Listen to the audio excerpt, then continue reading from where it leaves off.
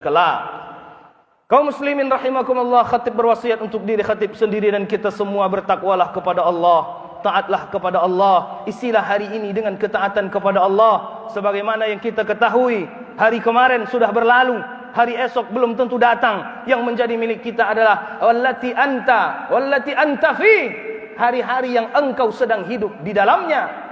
Maka kita katakan hari yang menjadi milik kita adalah di saat detik dan menit ruh dan jasad belum terpisah, kita masih bisa hidup di permukaan bumi ini. Kaum muslimin rahimakumullah, nanti malam belum tentu datang, esok pagi belum tentu kita lihat. Maka pastikan segala kebaikan, segala ketaatan kita sempurnakan pada hari ini.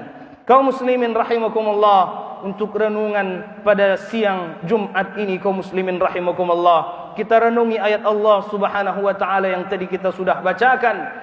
Berlindung kepada Allah dari godaan syaitan yang terkutuk dengan menyebut nama Allah yang Maha Pengasih dan Maha Penyayang. Wahai manusia, sembahlah Allah Subhanahu wa taala. Wahai manusia, beribadahlah kepada Allah Subhanahu wa taala. Alladzi khalaqakum walladzina min qablikum. Karena sejatinya engkau ada di permukaan bumi ini adalah karena kuasa Allah Subhanahu wa taala. Sebagaimana orang-orang yang pernah hidup sebelum kita hadir di permukaan bumi juga karena kuasa Allah Subhanahu wa taala. La'allakum tattaqun, agar ketaatanmu, ibadah yang engkau lakukan terus membawa rasa takutmu kepada Allah Subhanahu wa taala. Ada orang yang mengaku bertakwa tapi tidak beribadah kepada Allah. Ada orang yang mengaku beriman, yakin kepada Allah Subhanahu wa taala, tetapi hidupnya jauh daripada ibadah. Kaum muslimin rahimakumullah, ada yang bermasalah dari dalam dirinya. Bahkan kaum muslimin rahimakumullah, kita tahu dan kita menyadari hakikat penciptaan hidup hanyalah untuk Allah Subhanahu wa taala, dan ibadah-ibadah yang dilakukan bukan untuk Allah. Wa nahnu faqirun fuqara'u ila Allah. Kaum muslimin rahimakumullah, segala ibadah yang kita lakukan akan berdampak untuk kita sendiri, baik di dalam kehidupan dunia maupun dalam kehidupan akhirat kelak. Kenapa mesti beribadah kepada Allah? Allah Subhanahu wa taala melanjutkan ayatnya agar kita merenung, agar timbul rasa syukur, rasa terima kasih kepada Allah Subhanahu wa taala. Alladzi ja'ala lakumul arda firasya. Bumi ini terhampar karena karunia Allah. Kita bisa membangun rumah, toko, berbagai bentuk bisnis di bumi Allah. Allah yang menghamparkan untuk kita, kaum muslimin rahimakumullah. Was-samaa'a binaa'a. Langit Allah bangun untuk kita, kaum muslimin rahimakumullah, tanpa tiang, tanpa ikatan, dan dari situlah kemudian berbagai macam anugerah Allah turunkan untuk manusia. Wa anzala minas samaa'i maa'an fa akhraja bihi minas thamarati rizqan lakum.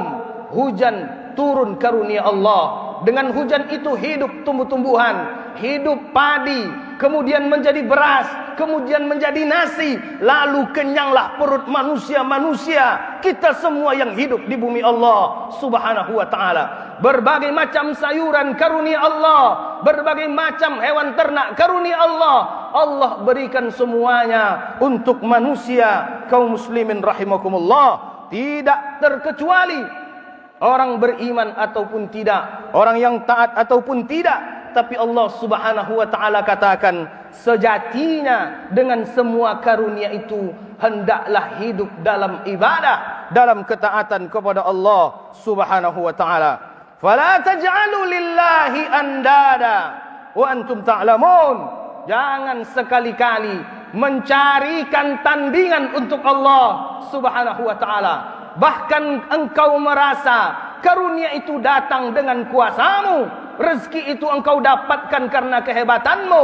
Allah Subhanahu wa taala katakan, Fala taj'alu lillahi andada.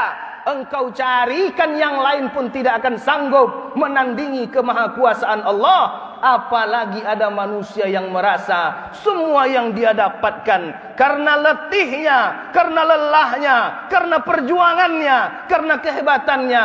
Demi Allah, kaum muslimin rahimakumullah, semua yang dinikmati hari ini adalah karunia Allah subhanahu wa ta'ala. Yang mau atau tidak mau, siap atau tidak siap, cepat atau lambat, semuanya akan dipertanggungjawabkan di hadapan Allah subhanahu wa ta'ala. Kaum muslimin rahimakumullah, Allah subhanahu wa ta'ala mensyariatkan berbagai macam bentuk ibadah. Salat, zakat, puasa, infak, sedekah, membaca Al-Quran, zikrullah, membantu sesama. Bukan untuk Allah subhanahu wa ta'ala. Sejatinya semua ibadah yang disyariatkan lituslihu ahwaluna, untuk memperbaiki kehidupan kita sendiri, kaum muslimin rahimakumullah.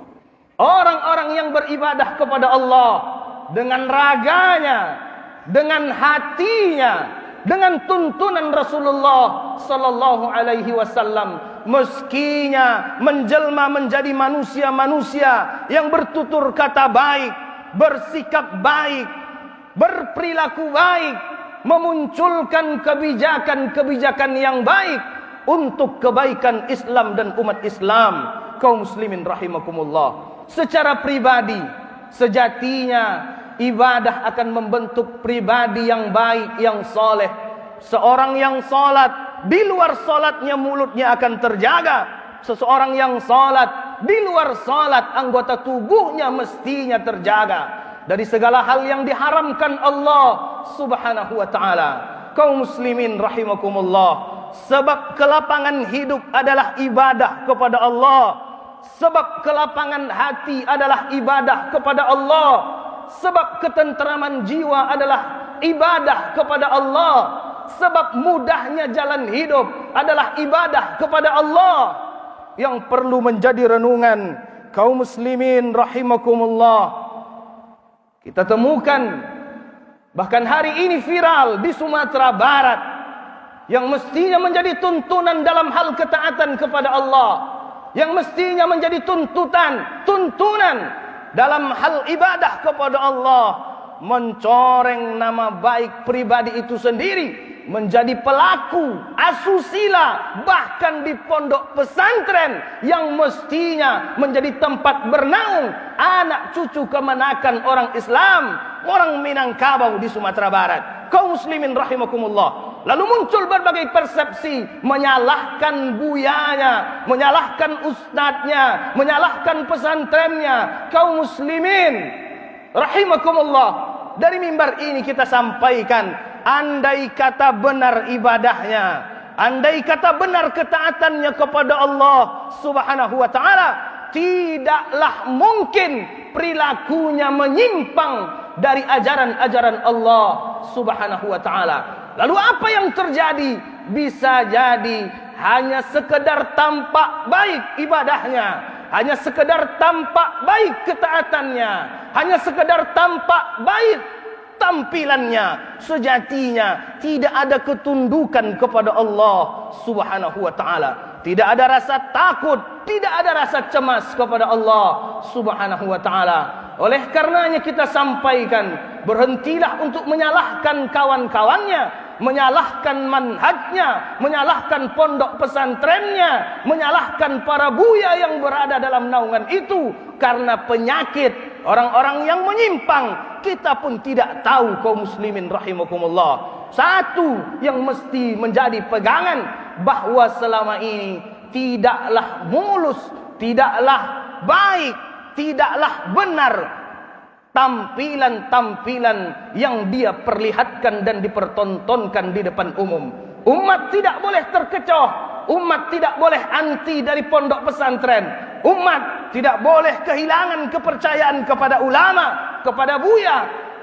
Kaum muslimin rahimakumullah, Rasulullah sallallahu alaihi wasallam mengatakan, al ulama warasatul anbiya, karena pewaris para nabi adalah para ulama yang hari ini hidup bersama kita kaum muslimin rahimakumullah. Jangan biarkan wibawa keulamaan di Sumatera Barat, wibawa keulamaan di Sumatera Barat, wibawa pondok pesantren, bahkan tertua pondok pesantren yang tua di Sumatera Barat tercoreng hanya karena orang-orang munafik yang bersarang dan menyuruhkan dirinya di pondok-pondok pesantren di Sumatera Barat. Kaum muslimin rahimakumullah, mudah-mudahan ini menjadi renungan. Kalau benar ibadahnya, insya Allah kehidupannya akan membaik, akhlaknya akan membaik, rumah tangganya akan membaik, rezekinya akan membaik.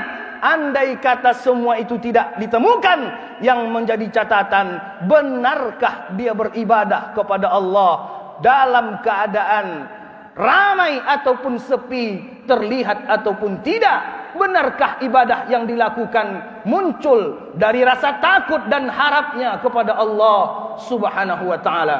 Kaum muslimin rahimakumullah, dalam penutup kita sampaikan, ikhlaskanlah, libatkanlah hati dalam ketaatan kepada Allah. Bahkan ketika meninggalnya Asy-Syahid, kepala politik biro Hamas, pimpinan Hamas, yang sampai hari ini kita tahu dia berjuang untuk kemerdekaan Palestina, ada orang-orang yang kita anggap sebagai tempat untuk kita meminta ilmu, tempat kita jadikan tuntunan dalam ketaatan, keluar dari mulutnya kata-kata kotor, kata-kata yang menghinakan orang-orang yang memperjuangkan dirinya, bangsanya, agamanya. Kaum muslimin rahimakumullah, andai benar ketaatan itu, andai benar ibadah itu, maka insya Allah pribadi yang akan lahir adalah pribadi-pribadi yang soleh. Kata-kata yang akan keluar adalah kata-kata yang baik. Sikap dan perilaku yang akan keluar adalah sikap dan perilaku yang baik. Kaum muslimin rahimakumullah, hari ini kita hidup di tengah-tengah fitnah yang luar biasa. Pada pagi harinya seseorang beriman, sore harinya bisa jadi kafir. Sore harinya seseorang beriman, pada pagi harinya bisa jadi kafir. Kaum muslimin rahimakumullah, ikhlaskan diri bersama Allah Subhanahu wa ta'ala, zahiran wa batinan, zahirnya, batinnya, fisiknya dan hatinya.